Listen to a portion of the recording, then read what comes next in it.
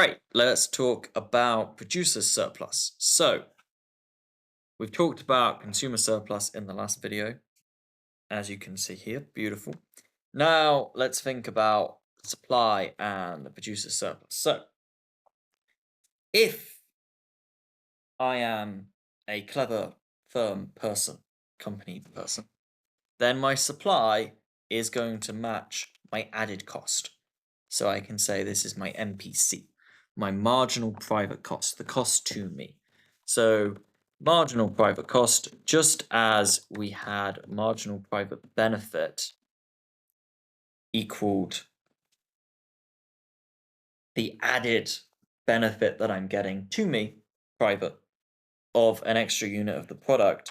Things cost money to produce, right? And if I produce more, then it adds to my cost. So the marginal private cost is the added cost to me, the company, of producing an extra unit of the product. So an extra car, an extra bottle of wine, an extra chocolate bar, an extra cabbage, whatever you're dealing in. So this is what I'm dealing with. And now say that I face this price, this is price equilibrium, and let's say I'm not affecting the price because it makes it easier for me.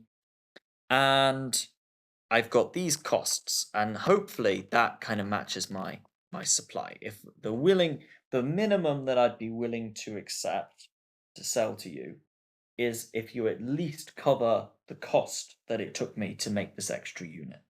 That kind of makes sense, right? If I'm a nice guy and I'm producing something and it costs me £10 to produce something, someone comes along and they really need it and they say, hey, I can give you £10, then that's kind of the minimum that I'm going to go, because I say, well, at least I'm not making a loss, right? And if someone comes along and they say, I'll pay you £9.99, I say, I'm not a charity, screw you, I don't care. And so I'm not willing to sell at that level, right? So that's my supply. My supply is dictated by my marginal private cost. This is my cost here for the first unit, but this is the price I can sell it at. If the market is selling at that price, I sell it at that one. So there's a huge gap between the minimum that I would be happy to sell it for and the amount that I actually do sell it for. And I go, great, that's my added profit. I get this extra profit by selling at this price when my cost was only down here. And if I'm a company that's profit maximizing, that's what I care about. I care about the added profit. I care about, this is my surplus. This is the benefit that I get. So added profit here, the price I get versus the cost, the added cost that I have to cover is here. Price I get versus the added cost for the third unit of my cabbages is down here, and so on, and so on, and so on. Lovely. So what's this? This is producer surplus, which I can also call PS.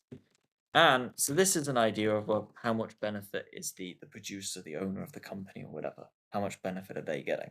So now we have a theory for how much benefit consumers are getting, how the customer, and how much benefit the producers are getting. And we're going to combine these and do workings with them next video. Exciting.